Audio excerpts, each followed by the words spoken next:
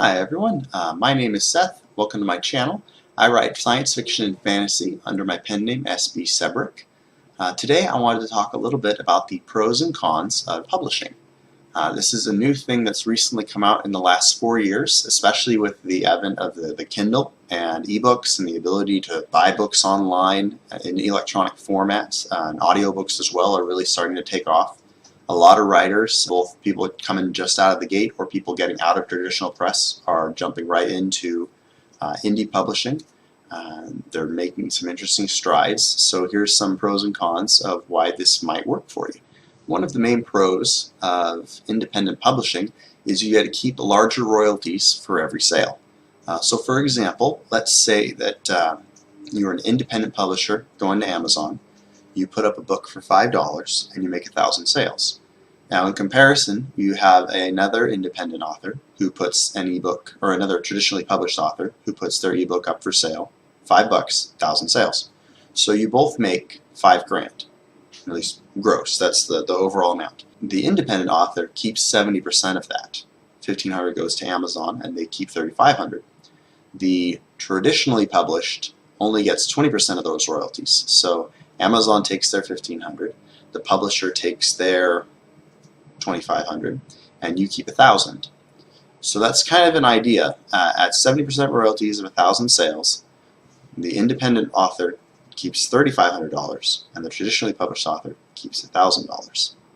That means that the indie author needs less readers constantly following his work before he can make enough money to go writing full time than the independent author does. So as you can tell by these numbers, the indie author needs about 1/3 as many dedicated readers following his work than the traditionally published author needs. Another pro as an independent author is you have complete control over your work, over your book cover, your blurb, who does the editing, how it's marketed, how it's branded, how the front and back matter is organized, so you can control what ads are popping up for the reader and what invitations are made at the end of the book when they finished and they want to find more of your work. Independent authors also have a direct and immediate relationship with readers. For example, when I put out my next new novel, I will go to my mailing list. I will send out a newsletter letting them know that this new novel is up for sale. And within a couple of days, anyone who's interested will buy the book. Those sales will pop up on Amazon, Barnes & Noble, Kobo, and within a few days, if not a week, I can hop online and I can check sales and see what my immediate sales were for that new novel. In traditional publishing, there's a lull of 6 to 12 months, sometimes longer, before you even get your royalties checks and know how much money your book's actually making. This ability to get immediate satisfaction after sales is very useful for independent authors because it lets you know right away what of your titles is selling and what is not appealing to your readers. And then you can make adjustments as you go tackling new projects and aim towards what's going to make you the most money and make you most likely to become a full-time writer.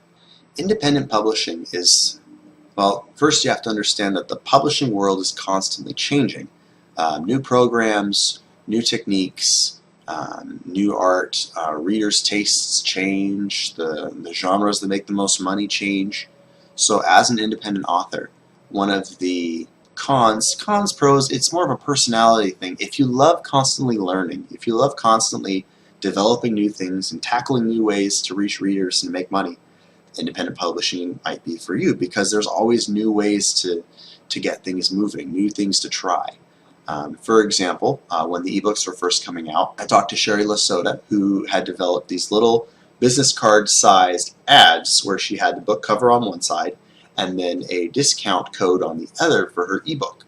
So she could hand out these cards and readers could just type in the code in Amazon and get the book for free. That's an example of something that wasn't available 10, 20 years ago, but is now. So independent authors really have this opportunity to constantly learn and grow and become better at their craft, both in marketing and cover design and editing and branding. And for some people that's very intimidating. For some people it's very liberating. So I'm kind of putting that as a pro or a con, just kind of depending on what your personality is. One of the biggest and possibly scariest cons for independent publishing is there is a steep learning curve. because suddenly you are not just the writer who's in charge of the story. You are also the publisher, which means you're in charge of the cover design, making sure it matches the genre and the message of your story, writing the blurb on the back of the book, making sure the editing is done well, how well the book is marketed, what kind of advanced active or passive marketing you do. That's all on you, and that can be a very steep learning curve, especially when you get into the formatting and learning which programs work to take a Word document book and convert it into something that you can send to readers to read on their Kindle or their Nook or their iPhone. That involves an understanding of formatting and book design that your average person just isn't exposed to. It's not something they cover in high school. It's not something you'll see in a lot of college courses. The best way to learn is to find a successful independent author who's already working it and figure out what they do and how it works for them and what some of their advice might be. It's amazing, really. I sat down with an independent author last year who helped me figure out the HTML coding for a book that I was having trouble with. In about 40 minutes, I learned what would have taken me a couple of months of Google searches. So networking is a powerful thing in independent publishing because you can find authors who have already solved the problems you're dealing with, and they can save you months of painstaking labor to try and figure things out. Another con with independent publishing is you have a lot more responsibility weighing on your shoulders. If a book doesn't take off, if the story wasn't good enough, if the cover wasn't done right, if the blurb wasn't pulling in readers, it's your responsibility to make all of that work. There's only so much you can hire out for secondhand parties to take care of. As far as marketing goes in independent publishing, one of the cons is you are not part of a traditional publisher's catalog. You're not immediately tucked into the catalog between The Wheel of Time and Brandon Sanderson's Mistborn book. You're still part of a catalog, especially when you do paperback books and you get those up through CreateSpace, which I'll discuss in a different video. It'll be part of the overall catalog that goes through the companies that handle ISBNs that identify books that are published. Other than that, though, the uploading titles in the electronic format, designing titles for paperback sales, doing your covers, all of that is stuff that you can learn to either do on your own or hire out for other people to do.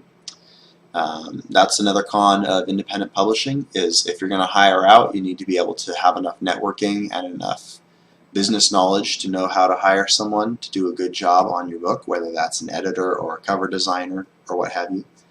I had to learn a lot about cover design before I could really work with artists. When I first hired an artist, I didn't even have the language. I didn't know the difference between alignment and contrast. So when I had a problem with the title, with the cover that I was being given, I couldn't even put it into words, much less tell them what needed to be fixed. So that's one thing that we will discuss further down the road. We'll get more into book cover design and the language. And even if you don't plan on designing your own covers, you still need enough know-how to where you can communicate with artists in their own language. And then you can better stand for your works and what you want to see taken care of. Last con, kind of a pro of independent publishing, is if you're wanting to do more than one or two titles, if you want to launch a career off of fiction writing, if you want to create dozens, maybe hundreds of books over the next 30 or 40 years, you may end up starting your own publishing business. That is, for some people, it's very scary. For others, it's amazing because you have an entire publishing business that only sells your work. That's one thing that I've done through Golden Bullet Publishing. They exclusively sell my work right now, and I might expand it out to other writers as it continues to grow and as I continue to become a better businessman. But for some people, all of that can be very scary. But as I have learned and grown as an independent author, I really love the empowerment that comes with learning how to do things on your own, and I found it to be very rewarding to be able to look at a book cover that you did and see sales popping up and say, I did that. I learned how to do it, and I am making my own way. So I hope this video was able to help some of you who are trying to decide between indie and traditional. If you have any other questions or comments, feel free to leave them in the space below. Don't forget to subscribe to the channel to let me know that you're wanting to see more of these videos. And I hope you're all having a wonderful week, and I will talk to you later. Take care. Bye.